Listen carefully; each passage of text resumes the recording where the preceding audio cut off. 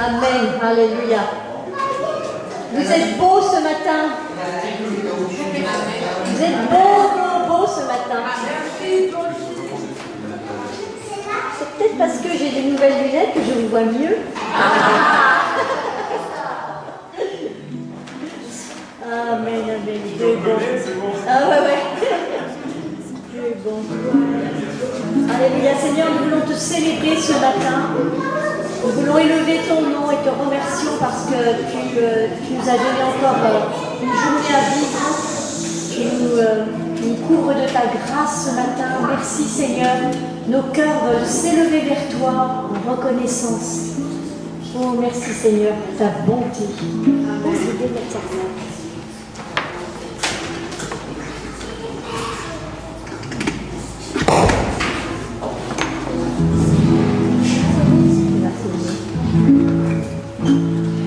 Que le roi de mon cœur soit la montagne où je cours, la fontaine où je bois, oh il est mon chant.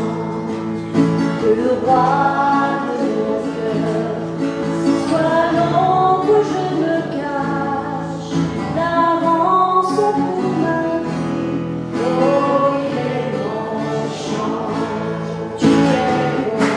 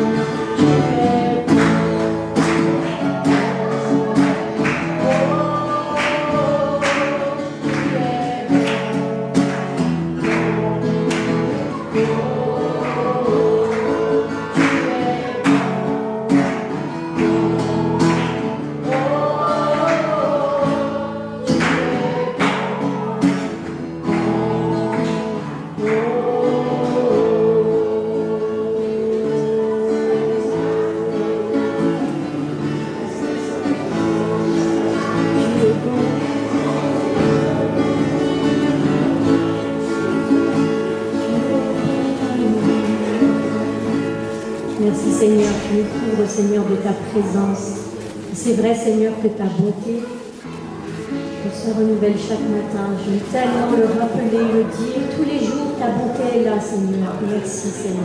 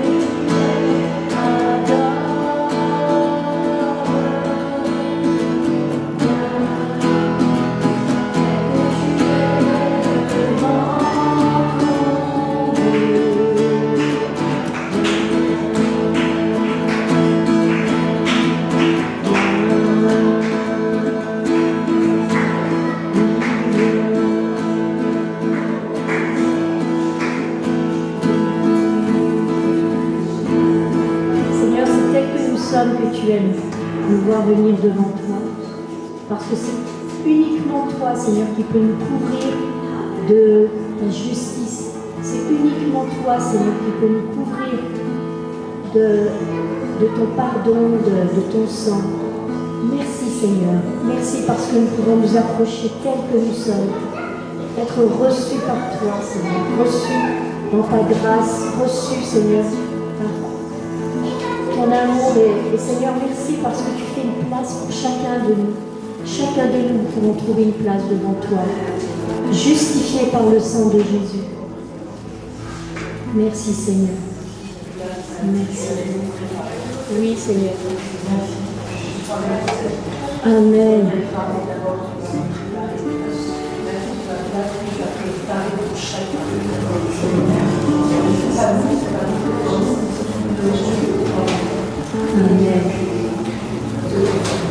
Amen. Amen. Seigneur, c'est nos voix et nos cœurs que nous élevons à toi. C'est notre être entier qui te dit merci. Merci, Seigneur. Merci, Seigneur.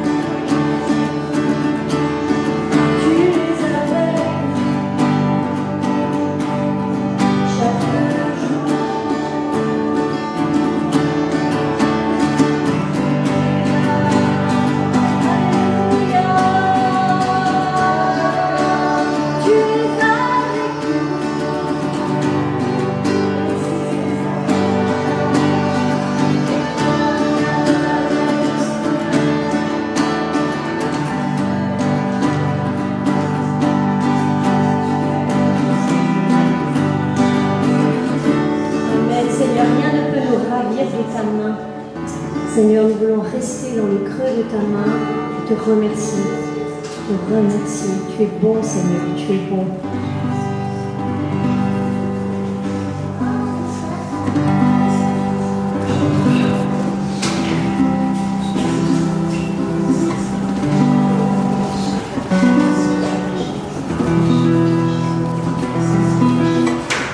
L'Éternel est mon berger, de rien je ne manquerai. Oh mon âme, chante mon âme, pas à pas il me conduit, au bord des eaux calmes je le suis. Oh mon âme, chante mon âme, toujours le bonheur et la grâce m'accompagneront devant sa face. Dans sa présence, monde de joie, monde de joie. Et tant qu'il se trouve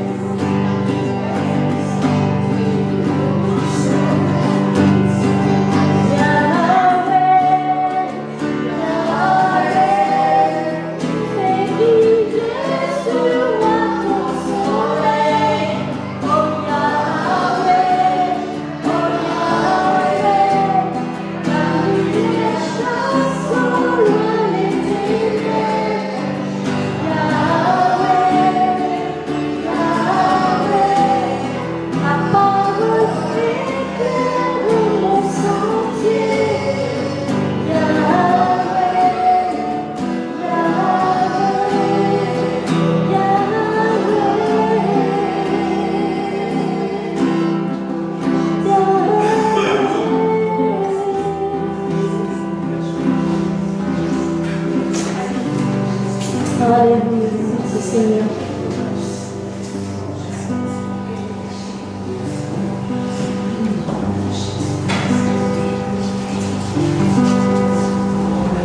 Merci Seigneur. C'est vrai que quand on te loue, Seigneur, on t'invite, Seigneur, dans notre vie, on t'invite dans ce que nous vivons chacun. Nous t'invitons, Seigneur, quand nous te louons. Et c'est là que tu peux déployer ta puissance. C'est là que tu nous accordes, Seigneur, de te voir à l'œuvre, de te voir agir. Merci, Seigneur. Oh Seigneur, sans toi cette journée serait belle, c'est toi qui l'as faite. Mais avec toi, elle est tellement riche. Merci, Papa. Amen.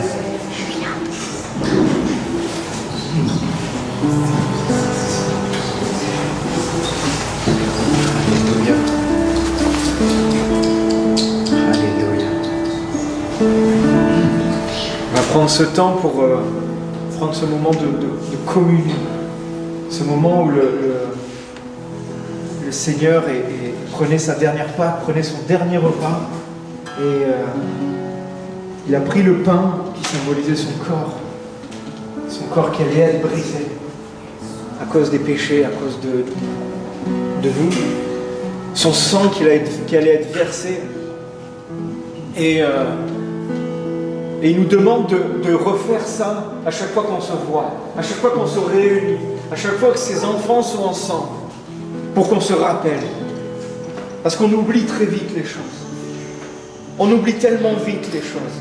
Et on veut se rappeler que ce qu'a fait Jésus, Ce qu'a fait Jésus, il a payé le prix. Il n'y a aucun effort, il n'y a aucun effort de notre part qui pourrait nous sauver. La seule chose qui peut nous sauver, c'est le sang de Jésus qui a été versé pour nous. Et nous voulons se rappeler ce matin avec cet acte symbolique de prendre le pain, de prendre le vin, de prendre cette communion, que tout a été payé. Tout a été payé. Jésus a tout donné à la croix.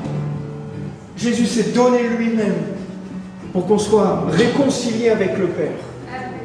Quel grand cadeau! C'est le plus grand geste d'amour que l'humanité, que le monde entier a connu et ne connaîtra jamais.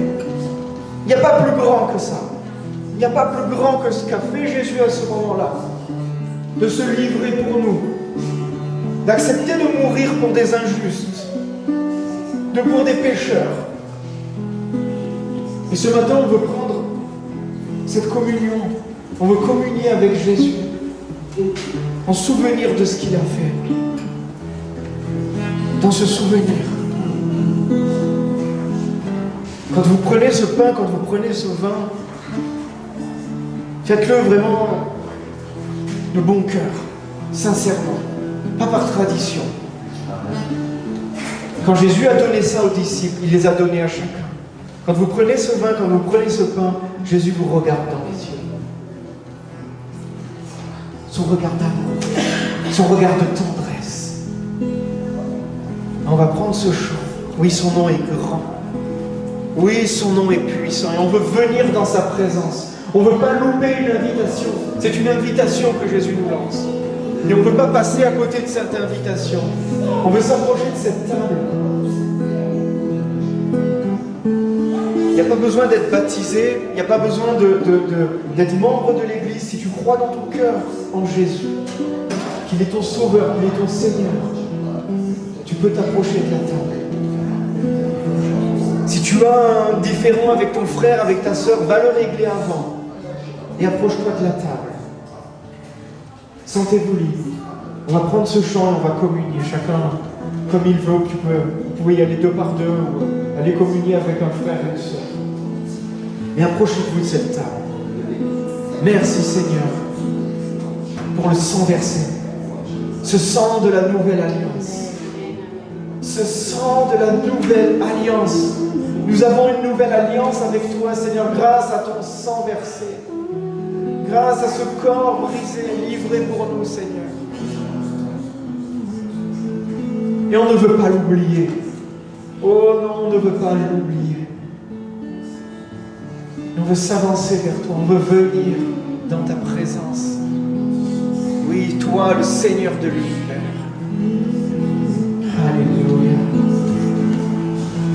Je viens dans ta présence. Seigneur de l'univers,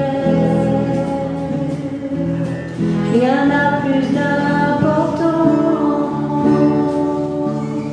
rien n'a plus de valeur. Je viens chercher ton cœur, trouver ta volonté,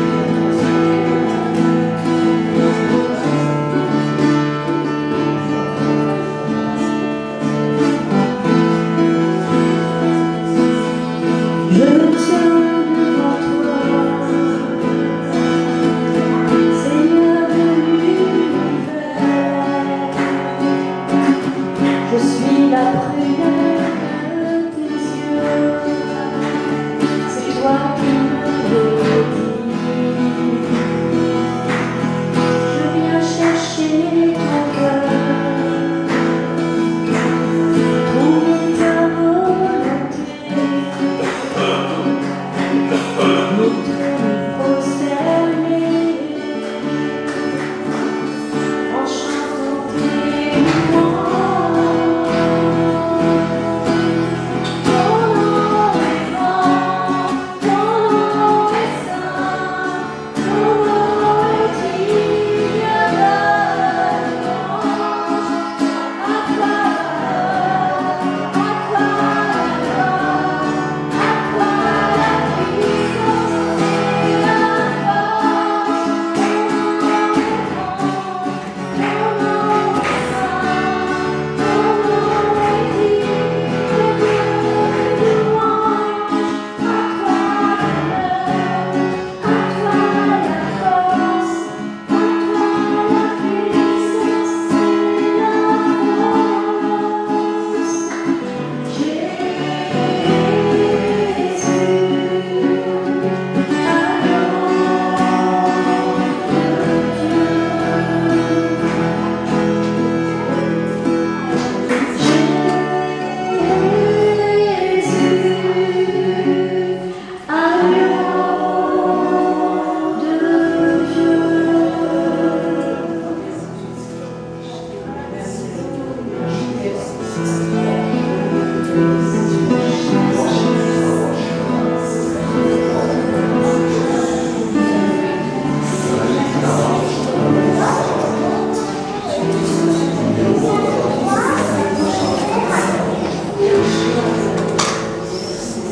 Amen. Merci Seigneur.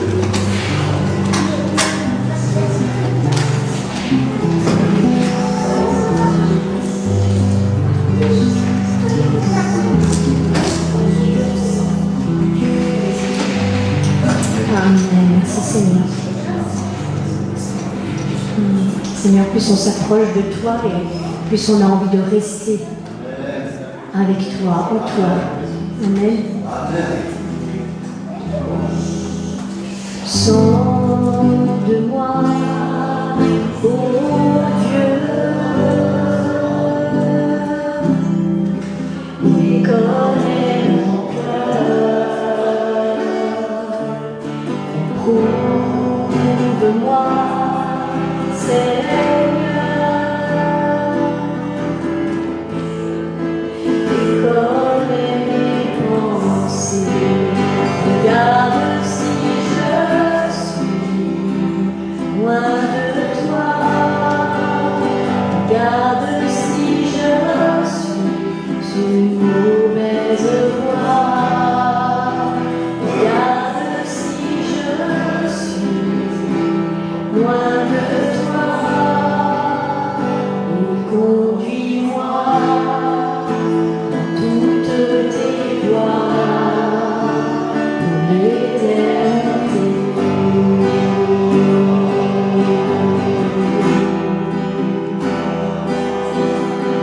Sonde-moi, ô Dieu, tu connais mon cœur, éprouve-moi, Seigneur,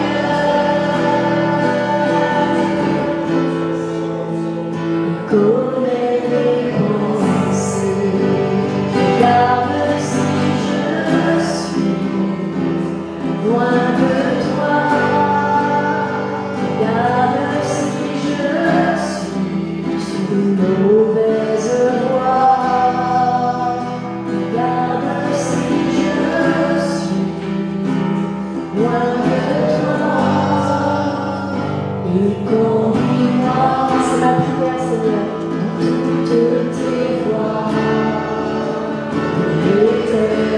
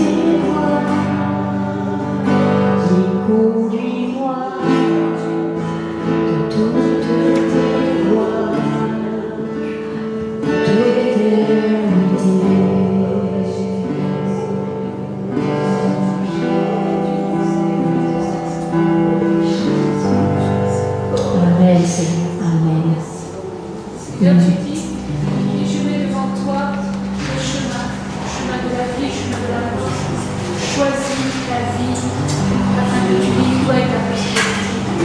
Là, le chemin de la vie, le chemin de toi et postérité qui mène à la vie éternelle. Parce qu'il y a un chemin large, spacieux, mais celui-ci qui mène à la perfection. Ce matin, nous avons deux choix. Chaque jour de nos vies, nous avons deux choix de chemin à prendre. Celui qui est resserré, mais qui mène à la vie éternelle, ou le chemin qui est spacieux et large, qui mène à la perdition. Seigneur, merci pour ta parole. Merci Seigneur, parce que c'est toi qui éclaires notre sentier. C'est toi qui me parles à mon cœur chaque jour. Moi, je choisis la vie, le chemin resserré, qui mène à la vie éternelle. Moi aussi, Seigneur. Amen. Amen. Moi, je veux prier ma reconnaissance. Le jour où tu as frappé à ma porte, combien j'avais peur de mourir, j'étais angoissé, j'avais peur. Il y en a un qui ne voulait pas que je vienne vers toi. J'ai ouvert cette porte, Seigneur, merci le jour où tu m'as permis d'entrer. Tu m'as poussé à l'ouvrir. Et ma vie, elle a changé. Amen. Tu as chassé mes peurs, tu m'as donné la joie. J'ai encore des fardeaux parfois lourds, mais avec toi, qu'est-ce qu'ils sont plus légers? Combien de fois tu me montres la direction à suivre? Tu me montres la facilité, Seigneur, dans ce monde où parfois c'est tellement dur. On est tellement agressé. Mais avec toi, c'est tellement facile. Ta joie devient ma force. Avant, j'avais peur. J'étais angoissé. J'étais triste. Et ta joie est devenue ma force, Seigneur. Je veux crier ma reconnaissance devant tout ton peuple, Seigneur. Je veux crier ça. Parce que vraiment, tu es celui qui donne la vie. Avant, je vivotais avec toi, je vis. Et je vis pour l'éternité, Papa. Et ça, c'est un cadeau immense. Ça vaut tout l'argent du monde, tout l'univers. Merci, Père. Merci pour ce cadeau. Et merci celui que tu vas faire à tous ceux qui vont ouvrir cette porte. Je vois c'est dur, mais faites-le. Faites-le. C'est la chose la plus puissante que vous allez recevoir, la plus riche. Ce pas-là, ne l'oubliez pas. Faites-le en votre rythme, mais faites-le. Quand Jésus tape à votre porte, il ne faut pas avoir peur de l'ouvrir. Un petit pas, des petits entrebâillements, mais faites-le. Lui va vous pousser, il va vous bénir, il va vous aimer. Vous allez trouver l'amour. Vous manquez d'amour, et bien vous allez en avoir de l'amour. Puissance 1000. Ça va vous changer, ça va vous permettre d'aimer les autres, d'aimer vos ennemis, de bénir vos ennemis. Et vous allez apporter de la bénédiction même chez eux. Quand on dit les chargements sur leur tête, ça va aussi les bénir finalement. Ils vont apporter autre chose chez eux, ils vont agir. Merci Papa, moi je te prie ma reconnaissance aujourd'hui encore et encore pour ce que tu as fait dans ma vie, ce que tu vas faire encore, et ce que tu vas faire dans tous ceux qui directement comprennent. Merci Papa. Amen. Merci Seigneur. Merci.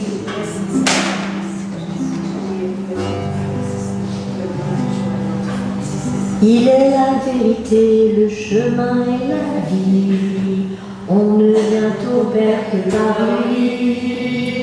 Il est la vérité, le chemin et la vie. On ne vient qu'au Père que par lui. Ton regard s'étonne, tu ne comprends pas. Un roi qui pardonne, ça n'existe pas. Un roi qui s'incline devant ses sujets.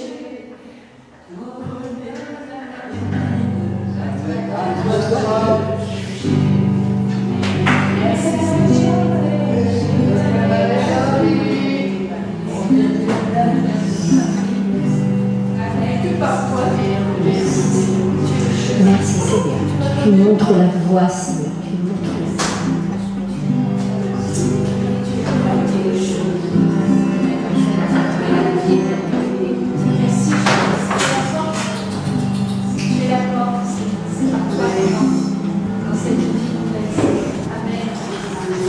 Amen. Amen.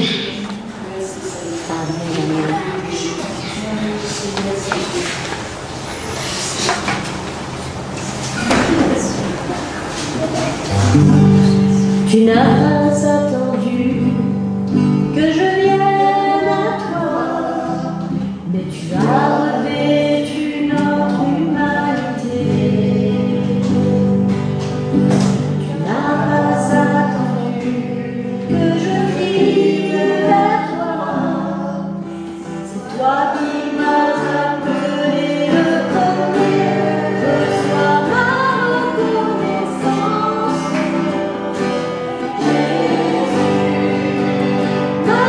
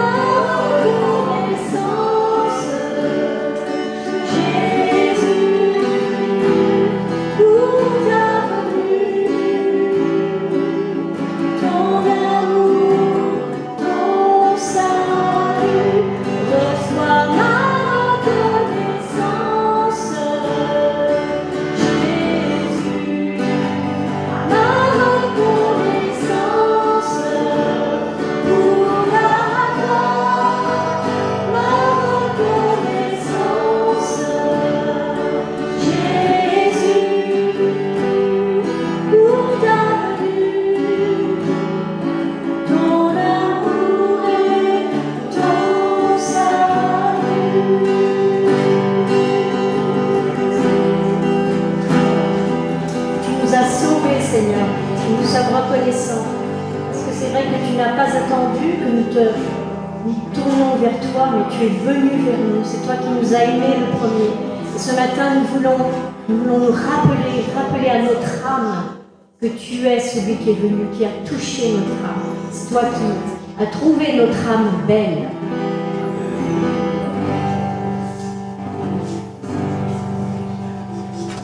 Amen. Tu viens. Tu les amuses. Alléluia, merci Seigneur.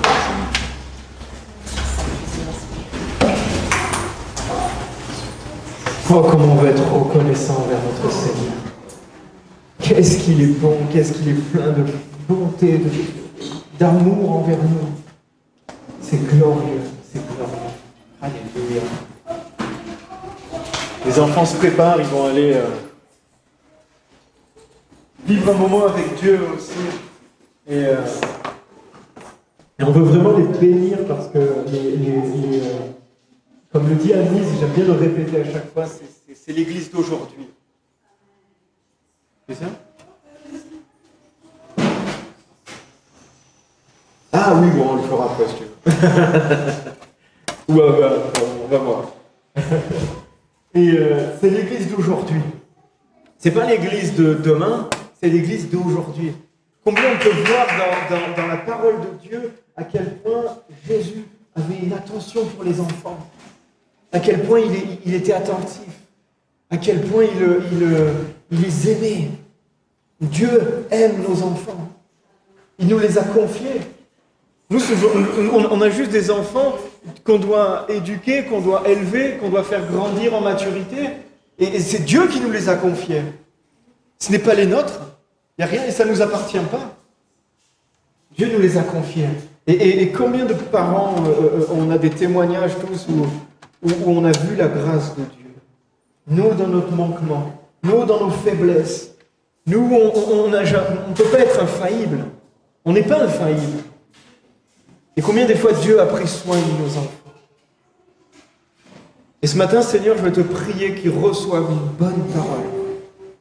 Une parole qui s'accroche à leur vie. Une parole qui s'attache à leur cœur. Je te prie de bénir Marlène, d'inspirer Adélaïde. Qu'elle puisse transmettre ce qu'il y a dans ton cœur, Seigneur. Et que ces bonnes paroles viennent se planter dans leur cœur.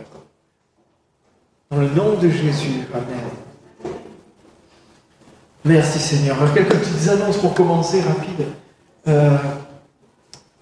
Mardi, on a un groupe de maison à Saint-Laurent. Voilà. Là, normalement, oui, on ne pas. Je ne sais pas où est Annelise. Mais on le maintient, oui. Mardi, oui. Moi, je vous dis qu'on va rester pour vendredi parce que les personnes qui n'étaient pas là sont pas là la semaine prochaine. On essaie de. Voilà, on se tient au courant. Mais sinon, par contre, vendredi soir, à Nice Nord chez Marie-Laurence, ça c'est sûr, on se retrouve. On a vécu un bon groupe vendredi soir, c'était vraiment très enrichissant. On a passé longtemps, on est parti tard finalement. Heureusement qu'on ne travaille pas le lendemain pour certains, il y en a qui travaillent. Mais... Et Adélaïde travaille, mais c'était vraiment un bon temps béni. Le samedi, la prière ici à 17h. Donc toujours, je relance toujours cet appel si vous avez des sujets de prière particuliers que vous pouvez confier à Marie-Laurence, à Marlène, à Adélaïde, et elles vous aideront à porter le poids, à porter le fardeau, parce que c'est ça aussi l'Église, et c'est son rôle. Et jeudi à 13h, voilà, il y a le partage ici à l'Église à 13h, donc ici, dans le local où on peut inviter des amis, passer un moment ensemble autour d'un café, et passer un bon temps. C'est des temps précieux. On est toujours en prière pour la convention Foursquare qui va se tenir le début mai. 6, 7, 8 mai. Continuons à prier pour ça, parce que c'est des enjeux spirituels. Comme j'ai dit la semaine dernière, il y a quand le peuple de Dieu se réunit comme ça, ça fait bouger. Ça fait bouger spirituellement. Et voilà, il y a de l'opposition, c'est tout naturel. On est dans une opposition, hein, on peut recevoir de l'opposition. Et c'est pour ça que le peuple de Dieu doit se tenir devant le Seigneur pour prier. Et les inscriptions sont bouclées demain. Donc ceux qui veulent s'inscrire, c'est aujourd'hui. Voilà. Et après ça sera bouclé, et puis tant pis. Mais voilà, continuons à prier. Seigneur, on te remet cette convention encore entre tes mains. On te prie vraiment ta souveraineté sur cet événement, ta souveraineté sur toutes les questions logistiques, Seigneur. Je te prie que tous les personnes qui vont se déplacer, qui soient gardées par ta main, Seigneur. Que leur chemin soit aplani, Seigneur Jésus. Qu'il n'y ait pas de changement de dernière minute, Seigneur. Merci de faire naître dans les cœurs de chacun que cet événement est une priorité. Cet événement est un moment précieux, est un moment que tu bénis. Et Seigneur, oh, combien on veut être là où tu bénis. Comment on veut être là où tu envoies ta bénédiction, Seigneur. Et ce moment de partage, ce moment de communion où toute la France, la Belgique, Luxembourg va être réunie, est un moment de bénédiction que tu prépares d'avance, que tu inspires, Seigneur. Ce sont des choses que tu as inspirées, on te loue, on te rend gloire pour ça, Seigneur Jésus. Merci qu'il y ait des inscriptions de dernière minute, Seigneur. Des gens qui prennent à cœur, Seigneur, maintenant de s'inscrire, de dire je vais venir, je vais mettre ce temps à part pour toi, Seigneur Jésus. Merci, on veut voir ton nom élevé sur cette ville, on veut voir ton nom élevé sur ce pays, Seigneur. Que le nom de Jésus soit proclamé sur cette nation de France, qui en a tant besoin, qui aspire à te connaître, qui aspire à être délivré, Seigneur. Nous proclamons ta bénédiction sur cette convention. Merci, Seigneur. Au nom de Jésus, amen. Amen. Et du coup, le dimanche 8, donc il n'y aura pas de célébration ici. Donc parce que voilà, la majeure partie n'est pas là. Donc il y a beaucoup d'absents. Et donc du coup, on ne va pas faire la célébration. Ça marche ou ça marche pas ça? Tu veux que je prenne le micro plutôt? Ouais.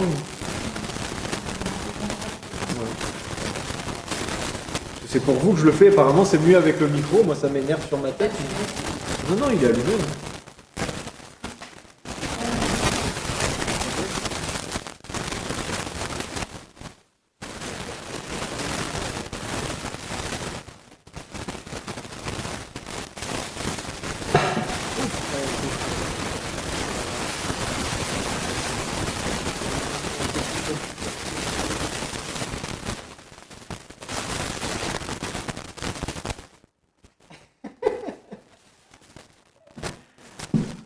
Voilà. On revient aux méthodes traditionnelles. Voilà, je vais essayer de bien garder devant. Voilà, parce qu'Annelise a dit souvent que je le descends et je le pose ici au bout d'un moment. Donc là, je sais. Elle est devant moi, elle me fera voilà, c'est bon. Ah, gloire à Dieu. Donc voilà. Il n'y aura pas de célébration ici et on se retrouvera donc pour la plupart à Dijon et ça sera vraiment des temps bénis. Alléluia. Merci Seigneur. Merci Seigneur que ta parole soit vraiment proclamée ce matin, que ta parole pénètre dans nos cœurs, Seigneur, ce matin. Que ta parole vienne éclairer, Seigneur, nos chemins ce matin. Ouvrir notre cœur ce matin. Merci parce que ta parole est une puissance. Une puissance de guérison, une puissance de délivrance, puissance de salut, Seigneur. Ta parole est tout, Seigneur Jésus. On veut vraiment marcher dedans ce matin et l'écouter. Oui, Seigneur. Conduis-nous, Seigneur. On t'a demandé ça ce matin. Conduis-nous sur le chemin, Seigneur. On veut que tu nous conduises, Seigneur. Et nous, ce matin, on veut accepter d'être conduits par toi, Seigneur. J'accepte ce matin d'être conduit par ton Saint-Esprit, là où tu veux m'amener, là où tu veux me faire réfléchir, là où tu veux me remettre en question, Seigneur. Je veux être conduit ce matin par ton Saint-Esprit. Alléluia. Merci, Seigneur. Merci, Seigneur. J'avais une pensée qui venait, qui est revenue encore ce matin quand on prenait le repas du Seigneur.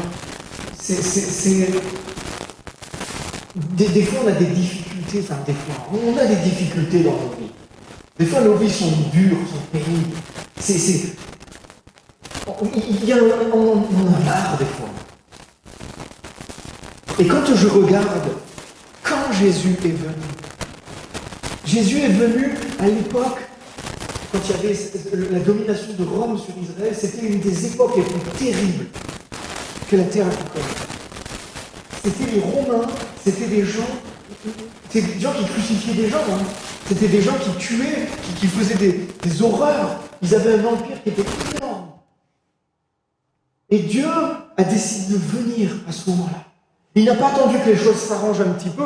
Il n'a pas attendu de dire « Attends, je vais attendre qu'ils arrêtent de tuer des gens pour descendre sur terre. » Non, il n'a pas attendu ça. Il n'a pas attendu qu'ils ont dit « Je vais attendre qu'ils trouvent la guillotine, ça sera peut-être un peu moins douloureux ou un peu plus rapide. » Non, il n'a pas attendu ça.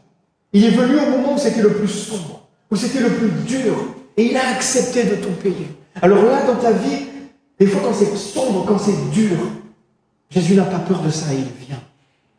Dieu n'a pas peur de ça, il descend au milieu de ta vie. Il descend au milieu de toutes tes galères. Parce qu'il n'a pas eu peur. Il n'a pas attendu que les choses s'arrangent pour venir nous sauver. Il est venu là où c'était le plus dur. Amen. Amen. Ce matin, on va continuer sur cette série de 3 messages que j'ai commencé la semaine dernière sur, quelque part, les bénédictions de Dieu, comment Dieu bénit. Donc, dimanche dernier, on a vu qu'est-ce que Dieu bénit. Et ce matin, on va voir comment Dieu bénit. Amen. Vous êtes d'accord? On y va? Ouais. Donc, la semaine dernière, on a vu qu'il y avait des choses que Dieu bénit. Il y a des choses que Dieu bénit, que Dieu prend plaisir à bénir. Et que quand on s'engage dans ces choses-là, Dieu bénit. Parce que c'est des choses qu'il aime, c'est des choses qui sont bonnes, et c'est des choses qui l'agréent. Et pour bénéficier de ces bénédictions, il fallait aller dans les voies que Dieu bénit. Et c'était cette question qu'on a dit, c'est qu'est-ce que Dieu bénit? Je veux aller là où Dieu bénit, je ne veux pas aller là où Dieu n'est pas. Je ne veux pas aller là où Dieu me dit, mais je peux pas te suivre là. Tu vas dans un chemin où c'est pas la bonne voie. Non, je veux aller là où Dieu bénit. Il y avait cette citation que j'aime beaucoup et que je vais vous redire, c'est plutôt que de toujours demander à Dieu de bénir ce que l'on fait, commençons à faire ce que Dieu bénit. Commençons à faire ce que Dieu bénit. Amen. Et dans le groupe de maison, justement, de vendredi, on a eu vraiment un super temps. Il y a des questions qui sont venues, qui étaient vraiment très intéressantes. Et alors, je synthétise peut-être, mais la question de Christian à la fin, qui était un peu comment éviter de se tromper de chemin et de chuter. C'était un peu ça. Voilà, j'enlève juste un petit point. Et c'est une bonne question. C'est une bonne question. C'est une bonne question. Comment éviter de se tromper? Qu'est-ce qui nous fait nous dévier du bon chemin? Alors, il y a un milliard de trucs. Il y a un milliard de trucs. On peut pas vraiment mettre un point sur qu'est-ce qui peut nous dévier du chemin. Il y a notre chair, il y a les forces du diable aussi qui peuvent nous détourner. Il y a notre caractère. Il y a beaucoup de choses qui peuvent nous détourner. Notre orgueil qui peut nous détourner du bon chemin.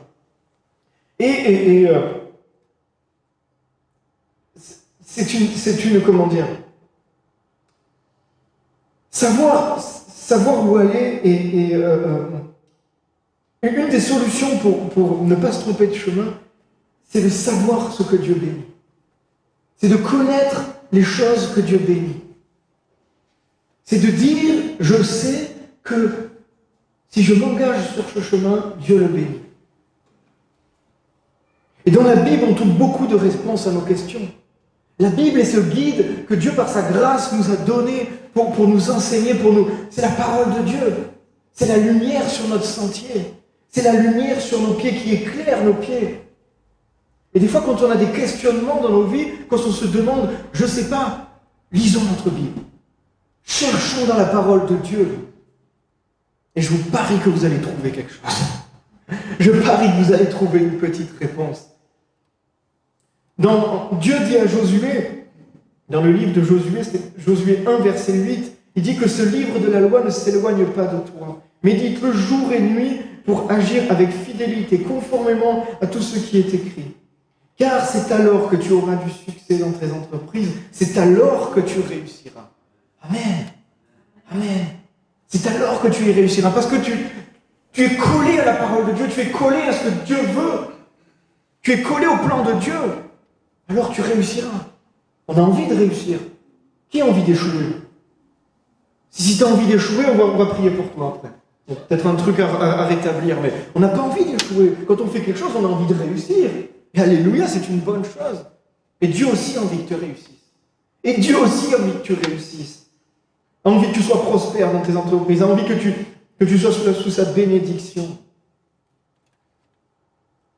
Dans tout ce qu'on entreprend, dans toutes nos décisions, dans tous nos choix, on doit poser cette question. Que dit la parole de Dieu? Que dit la parole de Dieu? Est-ce que Dieu bénit ma décision? Est-ce que Dieu approuve mon choix? Et je ne parle pas de sentiment, je ne parle pas d'un je pense. Je parle d'une conviction basée sur une bonne interprétation de la parole de Dieu. Ce n'est pas une oui, peut-être. Non.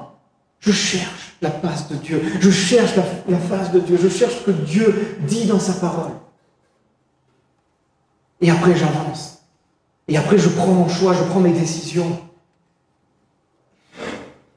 Et je veux prendre toutes les décisions que je prends dans ma vie. Je veux que Dieu l'approuve. Amen. Et Dieu va bénir ça. Et Dieu va bénir ça. Car souvent, on va vite pour prendre des décisions. Ça peut devenir du tac au tac. Trop souvent, on prend des décisions trop actives dans nos vies, sans trop se préoccuper si c'est la volonté de Dieu ou pas. On avance comme ça, sans se poser de questions, comme si on était pressé. Et quand ça tourne au vinaigre, quand ça commence à mal se passer, ben là, on demande à Dieu, et pourquoi tu ne me bénis pas? Et pourquoi? Et tu es où là? Je suis avec toi, mais le problème c'est que le chemin que tu as choisi, il est dur, mon gars. Et c'était pas le bon. Donc, mets-toi de côté. Mets-toi, change de chemin. Des fois, on doit changer de chemin. Ça s'appelle la repentance aussi. Changer de chemin, changer de voie. Et je ne veux plus marcher dans ce que je fais. Je veux changer d'attitude, je veux changer. Je veux revenir à toi, Seigneur. C'est tellement rapide de prendre une mauvaise décision. Tac au tac. J'étais sur un salon avec mon entreprise et il y a quelqu'un un ami que je connais depuis longtemps, qui est commercial, et qui vient et qui me dit tiens, ça te dirait que je vende tes couteaux et tout, machin, et moi j'étais là, je fais ouais, ça peut être une bonne chose, c'est une bonne chose. Et donc du coup on a commencé à travailler ensemble. Et en fait, donc il prenait des commandes pour moi, et il m'envoyait les commandes des clients. Et il y a quelque chose qui me dérangeait, il y a quelque chose que je ne voulais pas fonctionner comme ça, en fait. Et ça me dérangeait. Et à un moment, je dis à Dieu, je lisais un livre qui disait « Dieu dirige mes affaires, Dieu est mon associé ». Et j'ai demandé à Dieu, j'ai prié, je fais « Seigneur, dirige mes affaires, montre-moi s'il y a quelque chose à redresser dans mon entreprise ». Et il m'a dit « Tu as fait une alliance sans me demander. Tu as conclu une alliance avec quelqu'un sans me demander mon avis. C'était juste sur « Oui, c'est pas une mauvaise idée ». C'était ma perception. Effectivement, c'est pas une mauvaise idée. Mais j'ai conclu une alliance avec... C'est un ami, c'est pas quelqu'un que j'aime pas, c'est pas quelqu'un qui est mauvais, mais c'était pas approuvé par Dieu.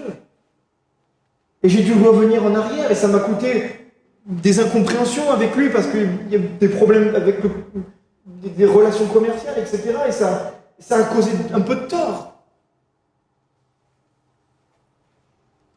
Et Dieu ne voulait pas que je me retrouve dans cette situation. Des fois, quand on te demande, on te presse, on te dit « Vas-y, choisis », tu as le droit de dire « Attends, pas maintenant. Calme-toi, je vais prendre un peu de recul, je vais me mettre devant la face de Dieu, je vais chercher dans la parole de Dieu, et je te donnerai une réponse, promis. Et je ne vais pas te donner une réponse comme ça. Je ne vais pas conclure une alliance comme ça. Je ne vais pas faire un choix comme ça. Parce que je veux savoir si Dieu bénit. Je veux savoir si Dieu l'approuve. Et ce qui est extraordinaire là-dedans, ce qui est extraordinaire dans ces situations, c'est que même quand on se met dans des bourbiers comme ça, même quand on se met dans des situations comme ça, Dieu vient à notre secours.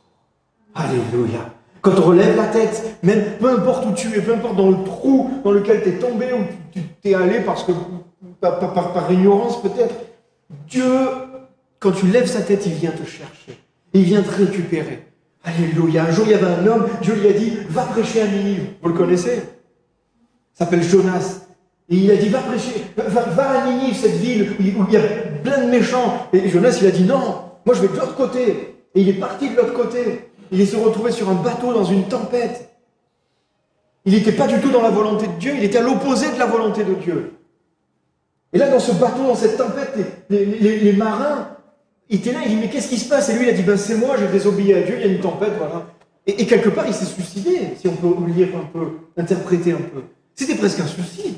Il s'est jeté dans l'eau. Il en a... Mais Dieu n'a pas permis. Il a envoyé un poisson on la connaît cette histoire, et il a mis sur la terre, t'as pas fini ton job, Jonas.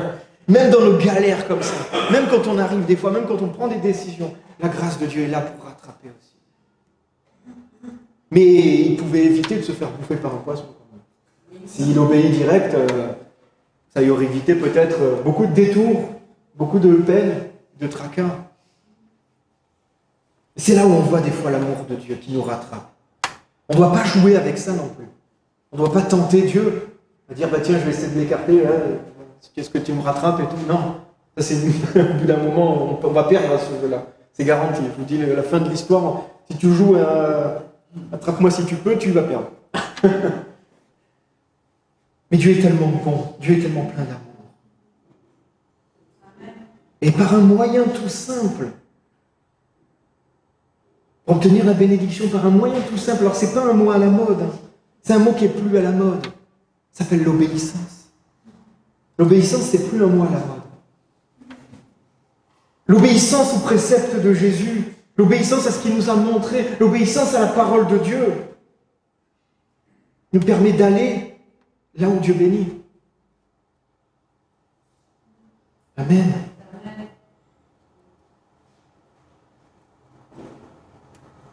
Et parfois, pour ne pas dire souvent,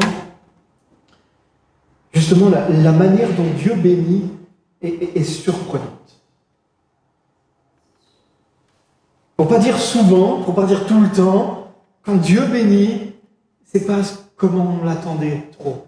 C'est souvent déstabilisant. Dieu nous déstabilise souvent. Il nous prend à contre-pied. C'est le roi du contre-pied. Donc pour illustrer ça, donc là on rentre vraiment dans le sujet, c'était l'introduction. Ça va, vous êtes là? Il y avait encore à redire, hein, c'est un sujet qui me passionne et c'est passionnant. On va aller dans une histoire que pour ma part je trouve tellement extraordinaire, mais tellement surprenante. C'est l'histoire d'Élie et la veuve de Sarepta. Pour ceux qui la connaissent, effectivement, cette histoire est surprenante, cette histoire est particulière. Donc on va lire un peu les passages et après on va revenir un peu point par point. Donc Élie était l'un des habitants de Galad et dit à Akab, « L'Éternel, le Dieu d'Israël, dont je suis le serviteur, est vivant. Il y aura cette année-ci pas de rosée ni de pluie, sauf sur ma parole. » Puis la parole de l'Éternel fut adressée à Élie. « Pars d'ici, en direction de l'est, et cache-toi près du torrent de Kérit, qui se trouve en face du Jourdain. Tu boiras de l'eau du torrent, et c'est au corbeau que j'ai ordonné de te nourrir là. » Élie partit et se conforma à la parole de l'Éternel. Il alla s'installer près du torrent de Kérit, qui se trouvait en face du Jourdain. Les corbeaux lui apportaient du pain et de la viande matin et soir, et il buvait de l'eau du torrent. Mais au bout d'un certain temps, le torrent fut sec, car il n'était pas tombé de pluie dans le pays. Alors la parole de l'Éternel lui fut adressée. « Lève-toi, va à Sarepta, qui appartient au territoire de Sidon, et installe-toi là. J'y ai ordonné à une femme veuve de te nourrir. » Il se leva et partit à Sarepta. En arrivant à l'entrée de la ville, il vit une femme veuve en train de ramasser du bois.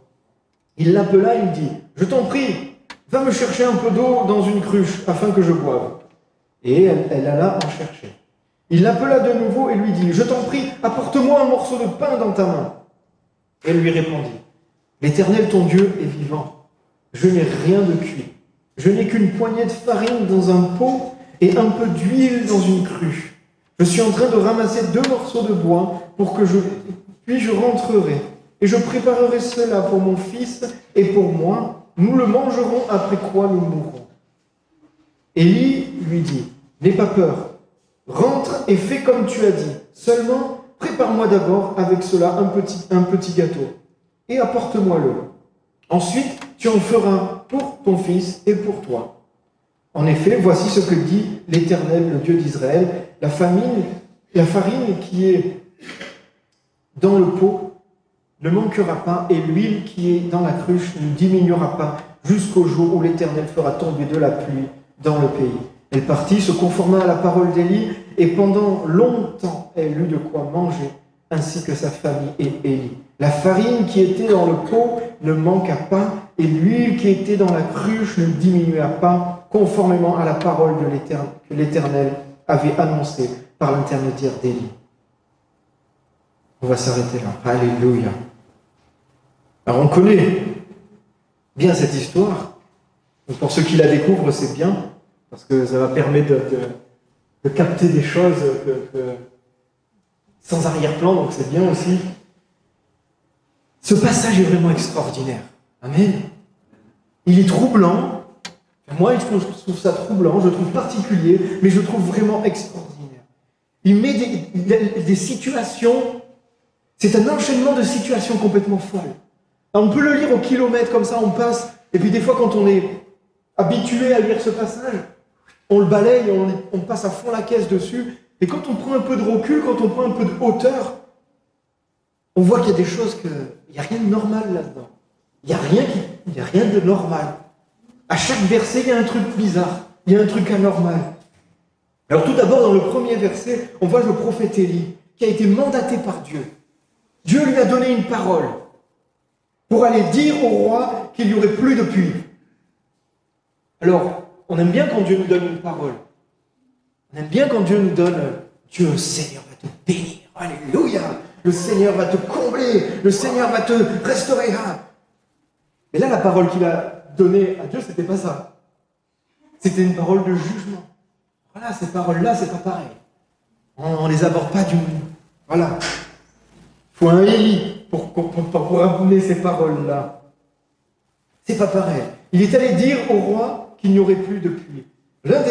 Donc c'est marqué, l'Éternel, le Dieu d'Israël, dont je suis le serviteur est vivant, il n'y aura cette année-ci pas de rosée ni de pluie, sauf sur ma parole. Alors pour bien comprendre un peu cette parole-là, la mission d'Élie était de ramener le peuple d'Israël à Dieu. Le peuple d'Israël s'était détourné de Dieu et commençait à adorer un Dieu qui s'appelait Baal, qui était un des démons en fait. C'était vraiment très méchant, avec beaucoup de cruauté. Et Élie devait ramener les Israélites qui étaient devenus des idoles, qui s'étaient détournés de ce Dieu. Et le ministère d'Élie était de faire prendre conscience au peuple Israël de leur apostasie et qu'ils reviennent. Et Élie prononça cette parole de jugement contre Israël à cause de leur désobéissance, mais à cause aussi parce que les Israélites pensaient que c'était Baal qui faisait pleuvoir et qui était le bienfaiteur de leurs ressources. Alors en coupant la pluie, ils ridiculisaient en fait Baal. Ils montraient, voilà votre Dieu, qu'est-ce qu'il peut faire? Rien. Donc c'était aussi c'était pour ridiculiser aussi ce faux Dieu que les Israélites adoraient et que Dieu voulait qu'il se détourne en fait. Donc voilà pourquoi il prononça cette parole de jugement, voilà pourquoi il dit il ne va pas pleuvoir. C'est pas une idée comme ça, tiens je vais leur couper le robinet et ça leur apprendra. Non, il y a vraiment une perspective derrière. Quand Dieu fait les choses, il y a souvent une perspective derrière. Alléluia. Donc Élie, fidèle, plein de zèle, plein de puissance, va apporter la parole que Dieu lui a donnée. Et puis après on lit, puis la parole de l'Éternel fut adressée à Élie. Donc l'Éternel dit à Élie, pars d'ici en direction de l'est et cache-toi près du torrent de Kérit qui se trouve en face de Jourdain. Tu boiras de l'eau du torrent et c'est au corbeau que j'ai ordonné de te nourrir là. Alors, ça vous paraît normal, mais moi je trouve ça surréaliste. Moi je trouve ça surréaliste. Moi si Dieu vient me dire ça, va là et je vais ordonner à des oiseaux de te nourrir. Ouais, c'est ok, c'est bon. C'est... Et ce qui est étonnant dans ce passage, c'est que on peut croire même que ça contredit ce que j'ai dit avant, dans le début. Élie a obéi à Dieu. Élie a fait ce que Dieu lui avait demandé. Dieu lui avait dit, porte cette parole. Élie a fait ce que Dieu lui a dit. Et Dieu, qu'est-ce qu'il lui a répondu? Ok, tu as porté la parole. Maintenant, va te cacher. Va te cacher. Et je vais t'envoyer des corbeaux pour te nourrir. Mais Seigneur, je t'ai obéi. J'ai fait ce que tu m'as dit. Pourquoi maintenant tu me dis d'aller me cacher? Tu me dis d'aller me planquer et me faire nourrir? Normalement, si j'obéis à Dieu, il me bénit. Normalement, si j'obéis à Dieu, eh ben, tout va comme sur des roulettes. Ouais. Pas comme ça. Dieu lui a dit, va te cacher parce que les gens voulaient sûrement lui faire du mal. Parce que la parole qu'il avait annoncée, il y en avait qui devaient lui courir après en disant, cette malédiction que tu nous as dit, c'est une parole, et si on te met la main dessus, on te zigouille, et puis tout ira mieux. Donc Dieu lui dit, voilà, tu as annoncé ça, maintenant écarte-toi. Écarte-toi. Et ça peut arriver des fois dans nos vies aussi. On obéit à Dieu, on s'attend à être béni, mais les choses ne se passent pas comme prévu. Les choses ne se passent pas comme prévu. On est même dans des situations qui sont pires, qui s'aggravent. Mais même dans ces situations, Dieu est là et veille sur toi. Même dans ces situations, Dieu est là et veille sur toi. Même si à tes yeux, ça paraît pire qu'avant, que tout se dégrade, que tout se part, Dieu veille sur toi quand même. Dieu veille sur toi quand même. Dieu a pourvu à la nourriture d'Élie. Dieu a pourvu à la nourriture d'Élie d'une manière que lui seul a le secret. Mais Dieu a pourvu. Dieu a pourvu. Et tout semble bien finalement. Finalement, on peut dire, bon, il y avait de l'eau fraîche, voilà. Il n'y avait plus de pluie dans le pays, donc il y avait sûrement une sécheresse. Donc lui, il était à côté d'un torrent, un peu planqué. Voilà, il était embêté par personne.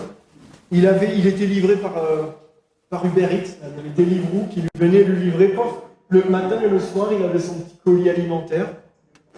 Et voilà, voilà, pourquoi pas en fait. Hein. Là, on se dit, bon, des fois, on se retrouve dans des situations, on se met à hurler comme je sais pas quoi, et plus ça avance, plus on dit, oh, ben finalement, c'est pas si mal.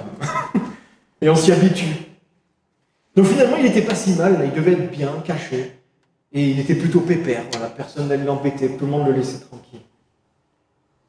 Mais au bout d'un certain temps, au verset 7, le torrent fut sec, car il n'était pas tombé de pluie dans le pays. Il ne pleut pas, le torrent, au bout d'un moment, il est sec. Alors la parole de l'Éternel lui fut adressée, et il lui dit, lève-toi, va à Sarepta, qui appartient au territoire de Sidon, et installe-toi là, et j'ai ordonné à une femme veuve de te nourrir. Là, Dieu le fait bouger. Là, il y a du changement. Qui aime le changement? Ah, il n'y a qu'une main, c'est bien, tu vas être béni. Il y a deux mains, tout le monde. Mais des fois, le changement, c'est dur. On s'habitue à des situations, même à des situations les plus difficiles. Même des fois, des situations où on souffre deviennent presque des fois une identité. Et là, il dit Dieu, Élie, lève-toi. Voilà, la situation va changer. Il dit, va à Sarepta. Alors, je ne sais pas si il vous dit quelque chose, vous, Sarepta. Si Dieu vous dit, va à Sarepta, tu te dis, je ne sais même pas où c'est. Ça doit être en bas, à droite, dans la carte, mais Élie, lui, savait très bien. Lui, il savait très bien, il devait connaître très bien cette ville. Pourquoi? Parce que Sarepta était une ville païenne. Était une ville païenne, où on adorait qui? Où on adorait Baal. C'était rempli d'adorateurs de Baal, c'était rempli des gens qui, quelque part, l'attendaient avec le bâton, comme ça, dire, c'est toi qui parles contre nous. Sarepta, c'est même pire. Sarepta veut dire le lieu du fondeur, de l'orfèvre, la raffinerie. On peut même penser que c'était même là où on fabriquait des idoles. C'est même là où on fondait les autels pour Baal, les statuettes, les je ne sais pas quoi. Dans cette ville, non seulement ils adoraient Baal, mais ils fabriquaient aussi des idoles. Et Dieu lui dit, va là-bas. Va là-bas, dans cette ville. Et là-bas, c'est une veuve qui va te nourrir. Bon Seigneur, les corbeaux, je veux bien. Et tu veux pas... je sais pas, tu donnes une cruche aux corbeaux, ils m'amènent de la viande déjà, demande-leur d'amener de l'eau, et je reste là au port de mon étang vide, ça me va très bien. Non. Non, il lui dit, va. Va à Sarepta. Je sais pas, mais il pouvait être déstabilisé quand même, le gars. Il pouvait être déstabilisé. Va dans cette ville méchante. Et c'est le roi qui va te nourrir. Non, c'est une veuve qui va te nourrir. Bon. Élie est plein de foi. Et Élie donc se leva, partit à Sarepta. Et en arrivant à l'entrée de la ville, il vit une femme veuve en train de ramasser du bois. Il l'appela et lui dit, je t'en prie, va me chercher un peu. Va me chercher un peu d'eau dans une cruche afin que je boive. Elle alla chercher. Et on l'a lu, mais il lui dit, apporte-moi de la nourriture, apporte-moi du pain. Il dit, mais je n'ai plus rien. Je n'ai plus rien. Il nous reste qu'une poignée de farine, un peu de l'huile. Et après, avec mon fils, on va mourir. On n'a plus rien.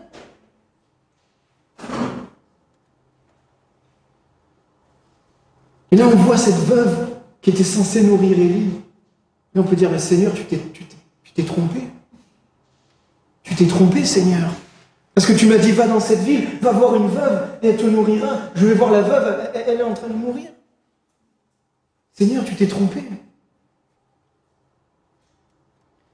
Et c'est là où on va voir un autre aspect de la bénédiction aussi, d'autres aspects de Dieu avec le regard de cette veuve.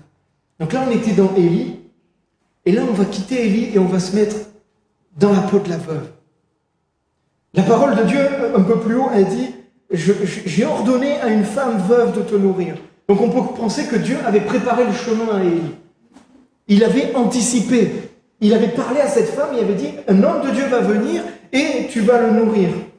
Cette veuve a dû sûrement entendre dire, je ne sais pas, ça c'est moi qui le dis, mais je t'envoie un homme de Dieu, un serviteur, vas-y, nourris-le, prépare-lui des choses, il va venir. Et quand Dieu parle, eh ben, on l'écoute. J'espère. Plus souvent, on essaye. Donc, cette veuve a dû entendre Dieu, elle dit, je l'écoute, ok. Alors elle devait s'attendre à cet homme de Dieu. Elle devait attendre, voir arriver chez elle un serviteur de l'Éternel. Et je sais pas, c'est plutôt cool qu'un serviteur de l'Éternel vienne chez toi. Normalement, un serviteur de l'Éternel, il apporte une bénédiction, il apporte une puissance, il apporte des paroles de vie. Non? Si un serviteur de l'Éternel, normalement, il ne va pas te maudire, normalement. Il apporte la bénédiction, il apporte la vie. Et plus les jours passent, il n'y a personne. Les jours avancent, il n'y a personne. Élie est en train de marcher. Il faisait tout à pied avant, donc des jours de marche, et personne. Et là, elle voit ses réserves qui baissent, qui baissent, qui baissent. Elle se dit, Seigneur, le mec, il faut qu'il se grouille parce que là, il n'y a plus rien. Je vais pas pouvoir le nourrir, le bonhomme. Hein. Et le jour où il arrive, il lui reste qu'une part. Il lui reste qu'une part. Et Élie arrive. Alors Élie arrive, il arrive comment, notre ami Élie? Alors il arrive en disant que Dieu te bénisse, tu es une femme extraordinaire, Dieu t'aime, Dieu prend soin de toi. Non, pas vraiment. Même pas du tout. Élie, il arrive, il la voit, il dit, donne-moi à boire. Ok, bon, je suis en train de ramasser du bois, mec, tu vois ce que... Bon, bah allez, je pose mon bois, je vais te chercher une cruche, tiens, je vais te donner à boire. D'accord, donne-moi à manger. Ok, bon, bah, je vais t'expliquer, mon petit bonhomme, la réalité de ma situation. Et là, elle se met à expliquer. Elle se met à dire, Je n'ai rien cuit, j'ai une poignée de farine, un peu d'huile, et après je vais mourir. Je vais préparer ça avec mon fils et après on va mourir, je n'ai plus rien. Et nous mangerons et après nous mourrons. Et là, Élie, plein de compassion, qu'est-ce qu'il a dit? Moi, je paraphrase. Il a dit, d'accord, mais fais-moi un gâteau. T'as rien compris, bonhomme. Hein. Allô? J'ai rien. Est-ce qu'on peut s'imaginer un peu cette pauvre veuve? Ce qu'elle a dû se dire. Mais Seigneur, c'est ce gars-là que tu m'envoies. Tu n'avais pas un autre bonhomme plus sympa, ou peut-être un peu plus vif, parce qu'il n'a pas l'air de comprendre tout ce que je lui dis. Hein. Des fois, on se met devant Dieu, pareil. Hein. On dit, non mais Dieu, tu ne comprends pas mon problème. Dieu te dit, fais ça. Va sur ce chemin-là. Pardonne. Fais ci. Et non, mais tu ne comprends pas Dieu. Non, tu ne comprends pas le problème que j'ai. Je vais te le réexpliquer. Elle a dû se dire, mais c'est qui cette brute? C'est qui cette brute que Dieu m'envoie? Et quand on connaît un peu l'histoire d'Élie, quand on parcourt un peu l'histoire d'Élie, on voit bien que c'est pas forcément quelqu'un de très doux, quelqu'un de très tendre. Quelque temps après, il va égorger des mecs, des prophètes de Baal, il va aller. Bon. Il y a plus tendre comme bonhomme dans la Bible. Lui, c'était quelqu'un qui était assez fort, assez sanguin et un peu de poigne. Et quand on est dans la galère, on a envie de voir débarquer Jean, plein d'amour, qui nous parle de l'amour de Jésus, qui nous parle de l'amour de Dieu. On avait envie de voir débarquer Barnabas, qui encourage, le fils de l'encouragement, qui va te fortifier. On n'a pas forcément envie de voir débarquer Élie. Hein. Enfin, je ne sais pas vous, mais pas forcément. Mais pourtant, c'est lui que Dieu a choisi. Alors elle fit ce qu'il lui avait demandé. Alors je ne sais pas, peut-être par dépit, peut-être par foi, peut-être un mélange de tout ça. Des fois c'est un peu confus. Des fois on fait les choses avec une petite foi, beaucoup de dépit. C'est une réalité. C'est une réalité. Mais il y a quand même un petit peu de foi. Elle partit et se conforma à la parole d'Élie, et pendant longtemps, qu'est-ce qui se passe? Elle eut de quoi manger, ainsi que sa famille. Et Élie, alléluia. La parole de Dieu est certaine. La parole de Dieu est fidèle. La farine qui était dans le pot ne manqua pas. Et l'huile qui était dans la cruche ne diminua pas, conformément à la parole de l'Éternel qui avait été prononcée par l'intermédiaire de Élie. Alléluia. Alléluia. Qui aurait pu prédire ça? Le miracle a eu lieu comme Élie l'avait dit. Tout ce que Élie avait dit, ça s'était passé. La bénédiction est venue dans la maison de cette veuve, alors qu'elle était sur le point de mourir avec son fils, alors qu'elle n'avait plus de solution, alors qu'elle était au bout de sa vie. Elle était au bout de sa vie. C'était le fin. À ce moment-là, la bénédiction est rentrée dans sa maison. À ce moment-là, la bénédiction est rentrée dans sa maison. Dieu a pourvu à ses besoins, qu'elle avait une certaine foi. Et Dieu l'a bénie. Et Dieu l'a bénie. Elle pouvait dire non. Elle pouvait se mettre en colère. Elle pouvait avoir tout un tas de réactions en disant, mais va-t'en. Je te chasse. Non. Elle avait une certaine foi. Dieu l'avait préparée. Dieu avait préparé son cœur à recevoir un homme de Dieu. Et elle a reçu l'homme de Dieu. Et la bénédiction est arrivée. Alléluia. Alors que tout était semblé perdu. Dieu a béni Élie par le moyen d'une pauvre veuve dans une ville hostile. Et Dieu a béni cette veuve par le moyen d'un homme de Dieu, peut-être un peu rude. C'est extraordinaire. C'est extraordinaire comment les deux se sont bénis mutuellement et comment Dieu a connecté ces deux personnes qui, un l'autre, se sont bénis. Qui un l'autre, on fait pleuvoir la bénédiction chacun l'un sur l'autre. Qui pouvait prévoir comment Dieu allait les bénir?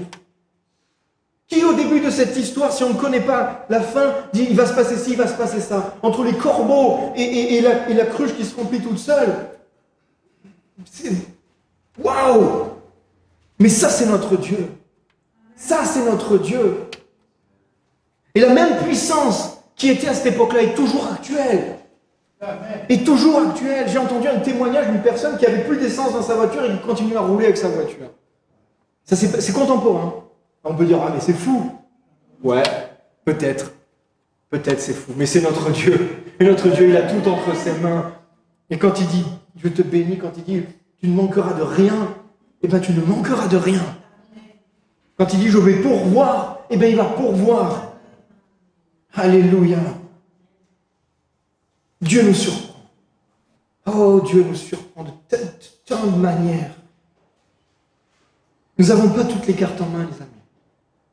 Nous n'avons pas tout le plan sous nos yeux. Et souvent, on pense connaître, savoir comment Dieu va faire.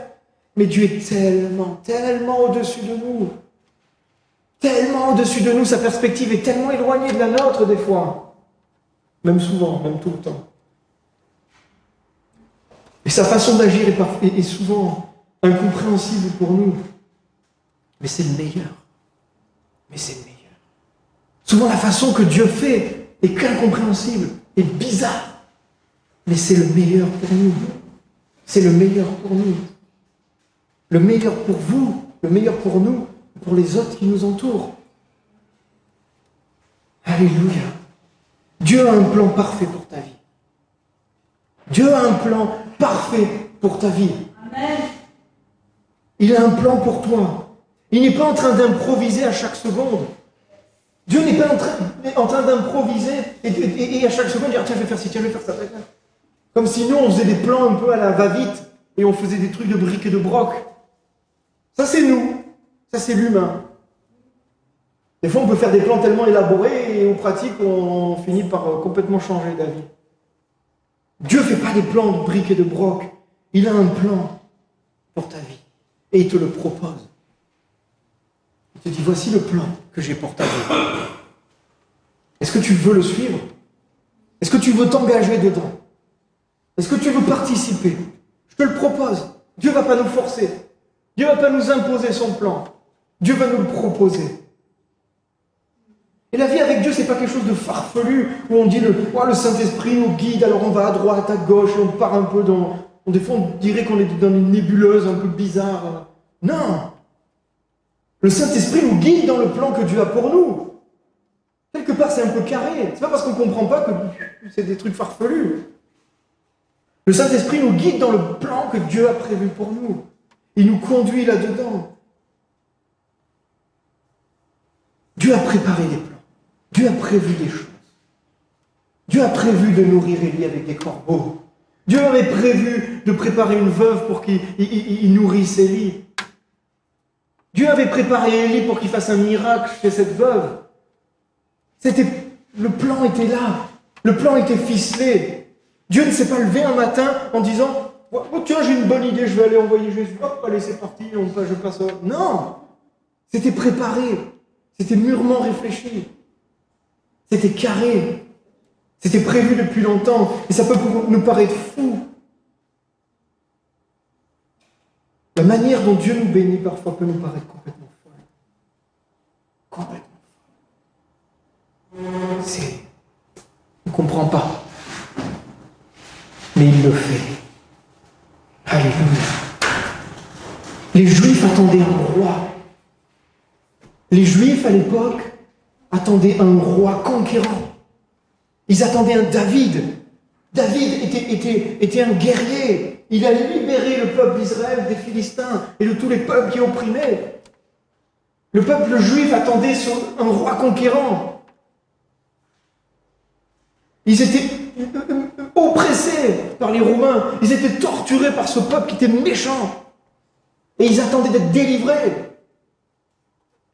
Et Jésus leur a dit pardonne. Mais Jésus leur a dit aime.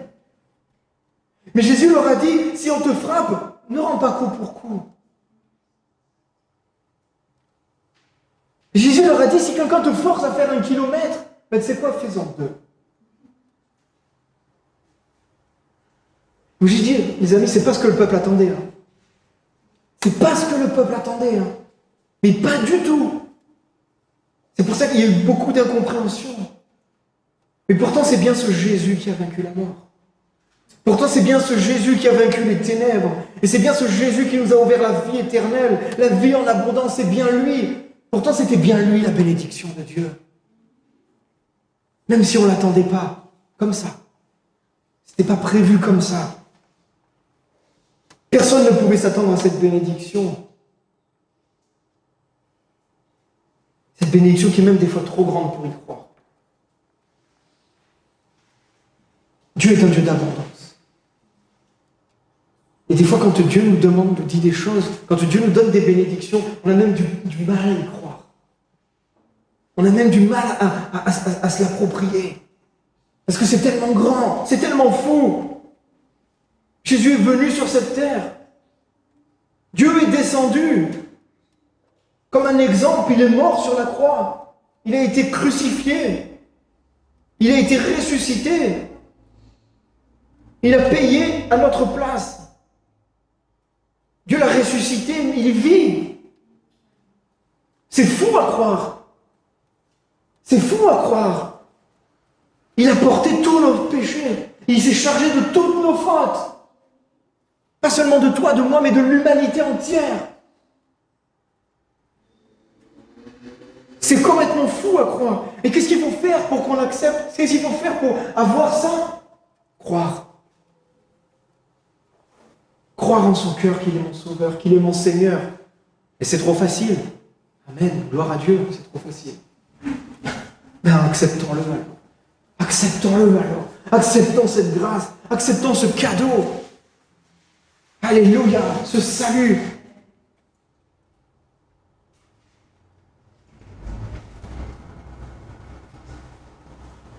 Dieu a tellement de bénédictions pour nous encore. Dieu a tellement de choses encore pour nous. Si dévoilait tout le plan qu'il a sur ta vie, tu aurais le vertige.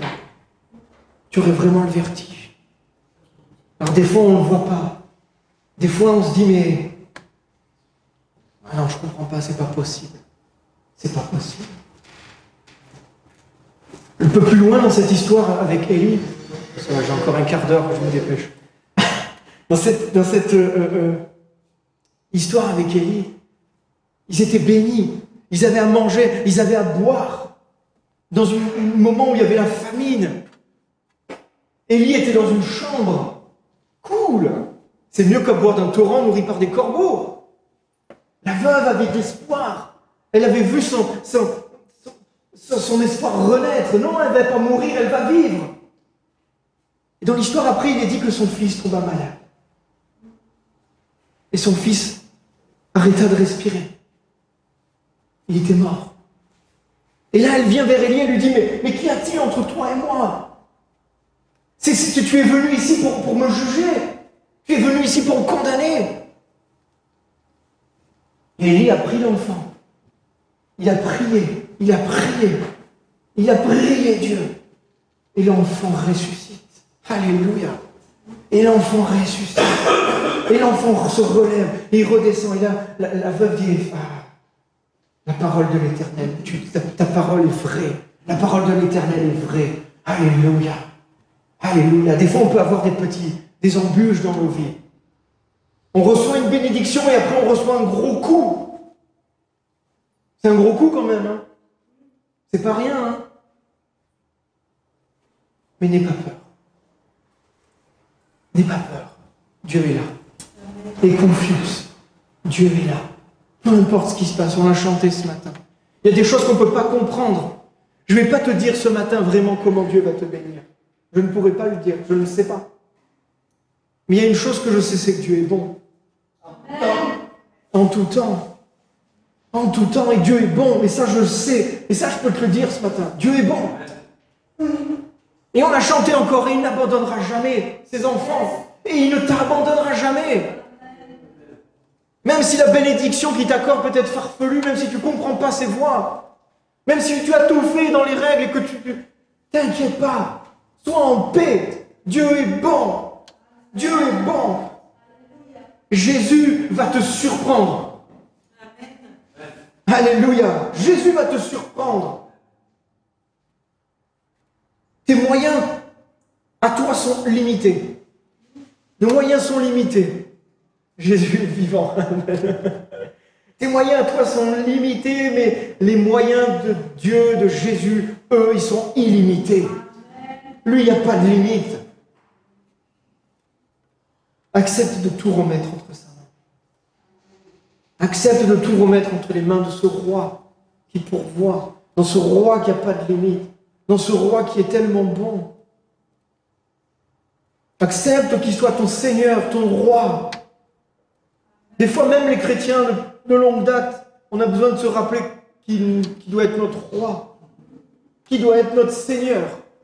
À chaque moment de notre vie, à chaque décision de notre vie. Jésus, tu es le Seigneur de ma vie, tu es le roi de ma vie. Alors si on revient, il ne t'abandonnera jamais. Alors viens dans sa maison. Ou reviens, je ne sais pas. Viens dans sa maison. Viens dans la maison de ton Père. Il veut te bénir. Et encore plus que la bénédiction, des fois ce n'est pas la bénédiction le plus important, mais c'est notre relation avec Jésus. Le plus important, c'est pas forcément la bénédiction, mais c'est que dans la bénédiction, tu vois à quel point Dieu t'aime. Tu vois à quel point Dieu ne te lâche pas. Tu vois à quel point tu touches du doigt. À quel point il est là. À quel point il t'écoute. À quel point il te conduit. À quel point il te parle. Le plus important, c'est de savoir que Dieu t'aime et que tu es son enfant chéri. C'est ça qu'il veut que tu saches. C'est ça qu'il veut que tu comprennes. Au-delà de toutes les bénédictions, que tu sois pauvre, que tu sois riche, que tu sois malade, que tu sois en bonne santé, Jésus t'aime. Dieu t'aime. Et Dieu veut te bénir et Dieu veut ton bien. Il veut que tu sois avec lui. Il veut que tu sois avec lui. Des fois on dit c'est dans la difficulté, dans la difficulté, quand tout est noir, quand tout est sombre, qu'on entend la voix de Dieu. Et des fois c'est juste parce que quand tout est noir, quand tout est sombre, tu vas essayer de le chercher. Alors qu'il se laisse chercher tout le temps. Quand tout est noir, quand tout est sombre, il est là. Quand tout est beau, quand tout est bien, il est là. Et il parle pareil.